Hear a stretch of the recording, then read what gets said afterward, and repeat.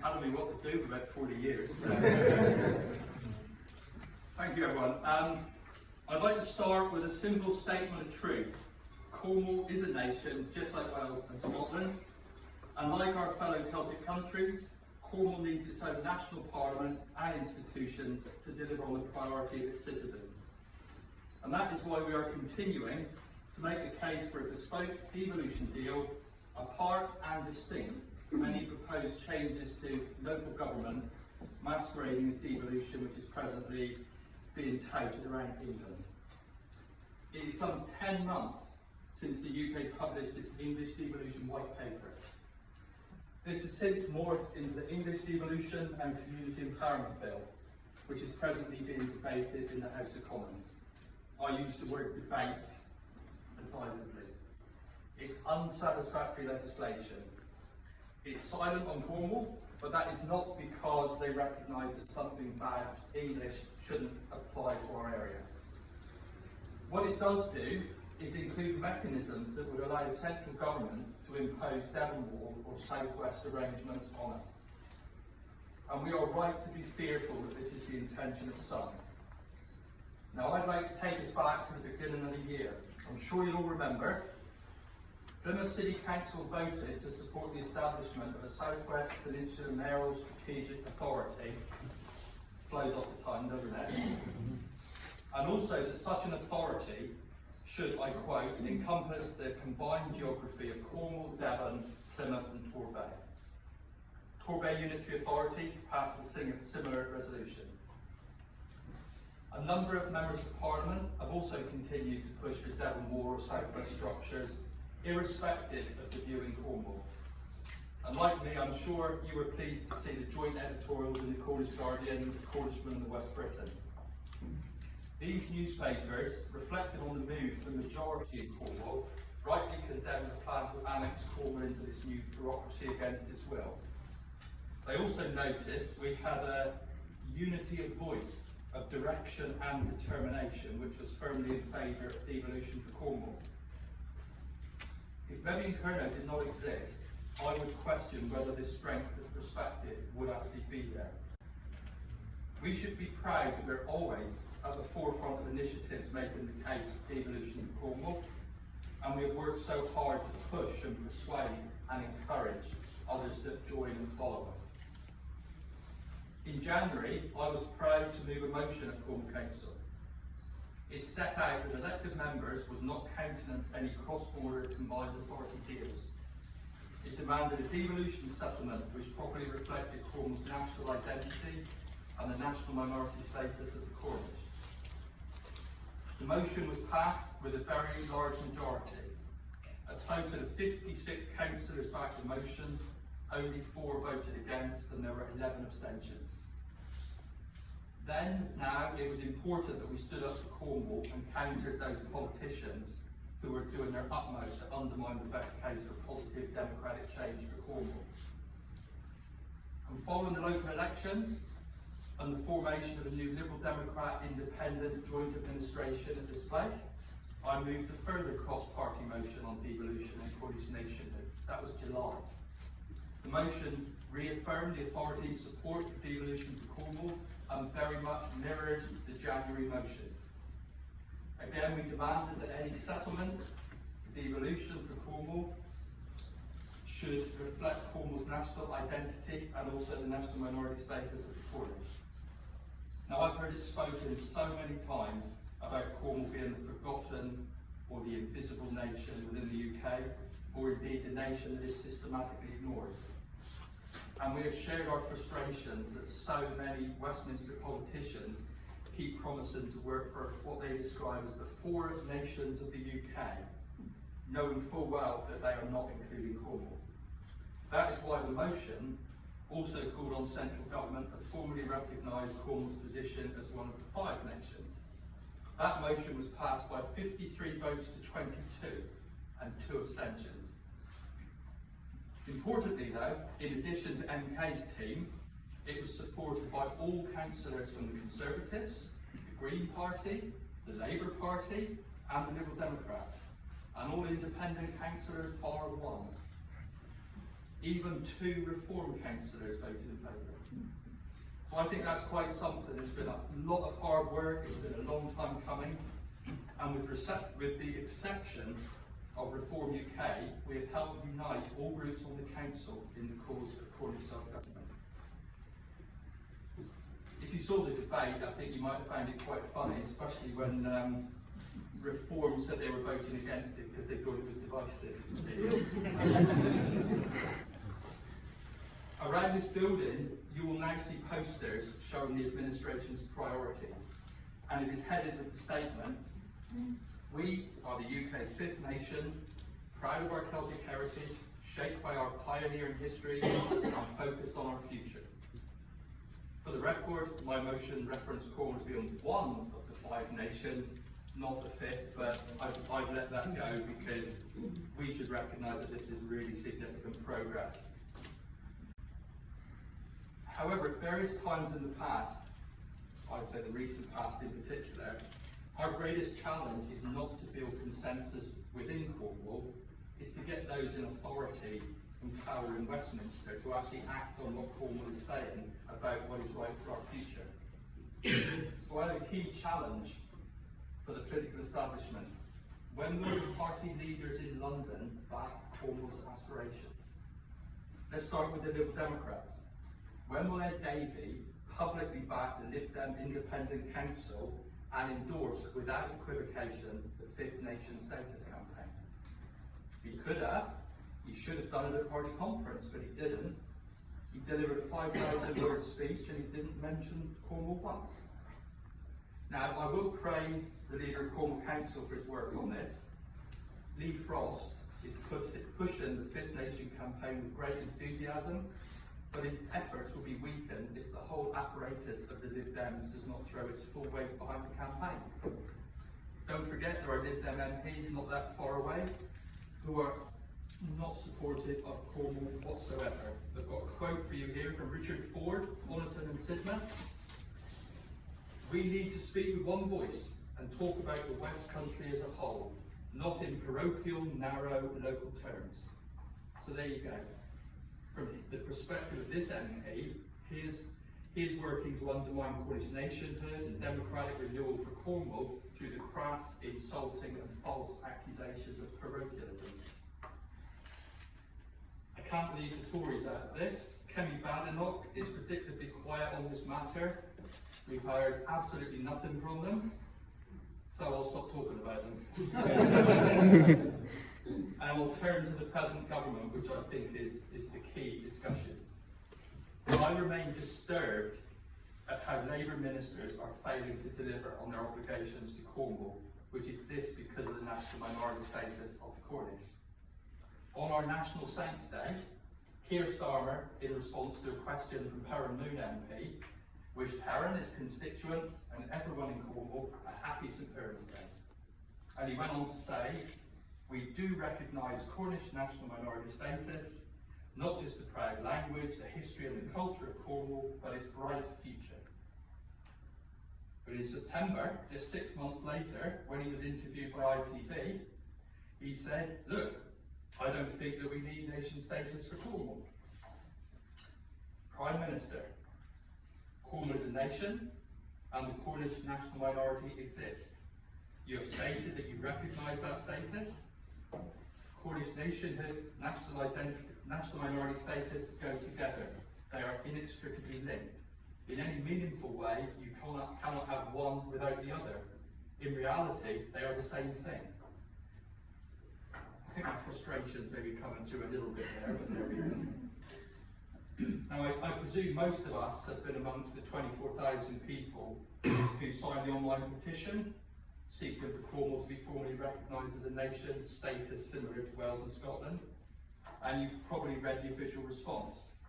Vague generalities about how devolution is about moving power out of Westminster and back to those who know their areas best, and how the UK government recognises the importance of cultural identities and regional voices.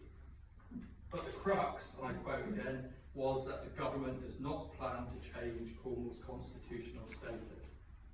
The statement went on to reference their plans to create strategic authorities, which they describe as a number of councils working together over areas that people recognise and work in. And it said, Cornwall's national minority status does not prevent it from partnering with neighbouring authorities, adding that this status, my quote, which they are frankly ignoring and misrepresenting, will be preserved in any future devolution arrangement. Fair to say that's complete and absolute twaddle. At the committee stage of the English Devolution Community Empowerment Bill, Cornwall got quite a few mentions, but again, the new minister and the perspective totally confused. Miata Fambulas stated that the UK government absolutely recognises Cornwall's national minority status, and we recognise the uniqueness of Cornwall, and we're trying to operate within that framework. But she went on to add, the conversation that we want to have with Cornwall is, if you want to drive growth, employment opportunities, if you want to create jobs in your area, what is the best geography to do that in? Now our answer is a simple one, isn't it? We want devolution on a Cornwall platform. But it's pretty clear to me that the Minister is assuming that Cornwall will be submerged into a larger regional construct, including parts of South West England. Her further statement that this is not to deny Cornwall's uniqueness and specialness is apparent nonsense. National minority status is not just about culture and language. It's also about public life, it's about territory, it's about politics, and it is about governance. I will mention Paramoon again. He recently accused Reform UK of being anti-Cornish because they're seeking to take the UK out of the Council of Europe's European Convention on Human Rights. He rightly pointed out that this would undermine national minority status. But the Labour government, they're undermining that status already by failing to act on their obligations day after day, and that needs to change. Our immediate challenge, and I think it must be our preeminent focus in the coming months, is how do we pressure central government to act on Cornish demands? When I have finished wittering on, there's going to be a session that we can discuss, review, plan how we push this campaign forward. So I want some really good ideas from everyone, how we can re-energise and come up with great efforts for the next 12 months. I just want to move on briefly to talk about fair funding as well. Remember how Westminster politicians have repeatedly promised that Cornwall would receive funding at least to match the level of EU monies that would have been received if the UK had not left the European Union. The pledge from the previous Conservative government related to the Shared Prosperity Fund, it basically said at a minimum they would match the size of EU funds in each nation and Cornwall. Don't go there. That's an annual payment. And it was estimated that this would equate to £100 million per annum. And then there was widespread outrage when we were given 132 million spread over 3 years. Just like us, local Labour condemned the Tories. They pointed out the funding was less than half of what was expected, and I quote them, yet again the Conservatives had come up short for Cornwall, over 150 million short. Extra SPF monies were made available for 2025 to 2026, but now Cornwall is noticeably absent from government announcements. I understand that the UK government is making funds available to Scotland, Northern Ireland and Wales. Wales is to receive 547 million over the next 3 years. The press release stated, the Local Growth Fund for Wales replaces money that used to come from the European Union. And you may have read about the 1.4 billion Local Growth Fund for Scotland. And the UK government spokesman, who I quote again, local growth funding is designed to fit the needs and circumstances of each nation. Now, how can local growth funding meet the needs and circumstances of Cornwall when there is no funding? It's nonsense. Then there's the Pride of Place programme. Again, Cornwall did not get a penny. Contrast that with Wales. Wales has 22 councils. Every single one of them got some money, and 9 neighbourhoods are to receive £20 million each, spread over the next decade. So total funding from that pot, 213 million. So what a contrast between the other Celtic nations with Celtic-style devolution and Cornwall. And this, I think, is something we need to increasingly put to the fore of our campaign for devolution. We want devolution parity, and we want parity of investment as well. Friends, as I believe we've shown today, we've been effective at keeping the cause of Cornwall in the public eye over the last 12 months. But I must acknowledge that 2025 was also an election year, and I'd like to thank all our members and supporters who helped with the Cornwall Council and Town and Parish Council elections. Your hard work was so appreciated. We did not make the significant breakthrough on the unitary authority that we hoped for, but we cannot be defeatist.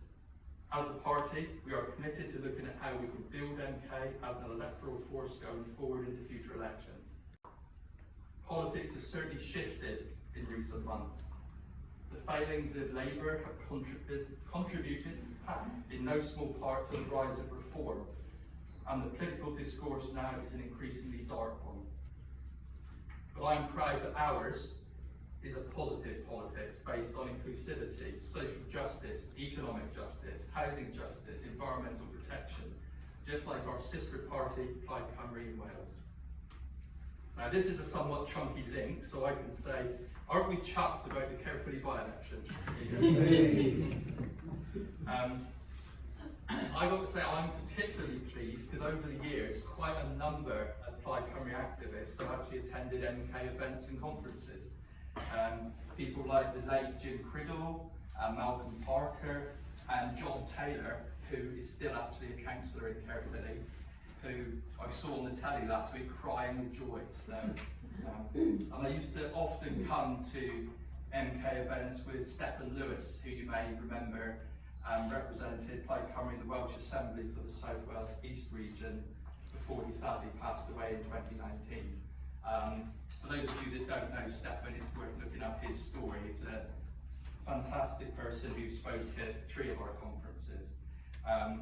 They've always been such good friends, and it was just so wonderful to see the progress and also the nature of their win, how it actually was about, you know, the positive and inclusive nature of their message, and it very much was hope over fear. I can't help myself. I'm going to tell you a little story about when they came down. We had a conference at Bodmin, and it wasn't our best conference because at the end, a couple of our Cornwall councillors, not near enough they were Andrew, had a big spat over a planning matter, and it was right at the end, and it was a little bit, you know, the meeting ended on a low point, so I sort of trudged off to the pub with the Plaid Cymru boys, and I said, I'm really sorry, I'm sorry you had to see that. And they said, oh no, we loved it. And I said, what do you mean? He says, look, we go to conferences now and it's so orchestrated, and one person speaking, then another person, then there's a controlled discussion with named people. He said, but your conference, it was like the good old days in Plaid. You had dissent from the floor. Oh, it was wonderful. So I've just got such fond memories of them, and it's just so good to see their wonderful winning Caerphilly. So I'm going to, you see I'm on my last sheet of paper, so I'm winding up. Friends, MK, as I said this morning, was founded on the 6th of January 1951. 2026 will be our 75th anniversary year, and we're looking at making this a really significant milestone and how we mark what MK has done. Michael is heading up our plans for a party in June. It will be fun, you know. And then we're going to pull out all the stops for a really big event around conference in 12 months' time. And as we've said already, we're going to be making sure we invite some really significant people. And I had a scary thought over dinner, because a few years ago we did a 2-day conference. You know, if we're really successful, why not? So, someone's screaming through. I think there was dissent from the floor there. Because it is right that we celebrate what we've done. Because you know, I've been a member of MK for 37 years. I've been party leader for 28. I've been a councillor for 26. And I was with Cal this week, and he pointed out that I've been leader of MK longer than he's been alive. And I'm now looking around at everyone here today. I think I've been MK leader longer than a hell of a lot of you here today. And yeah, and I think we should have a really good year, celebrate what MK's done in the future. But, and this is the big but, we've got to make 2026 a campaign year like no other. You know, we have to keep up the pressure to try win devolution for Cornwall, because it's not just about something that's symbolic because we are the Cornish nation. We have faith that the people of Cornwall can deliver and make Cornwall a better place. And for that, we need the powers. We need the political and economic powers to combat inequality across Cornwall, to work on the cost of living crisis, to deal with the dysfunctional housing market, to repair the planning system, to do our bit to address climate change, bring forward land reform, deal with child poverty, fuel poverty. There is so much to do. But for us to deliver for Cornwall, we need the powers. So I say 2026, bring it on. Thank you all.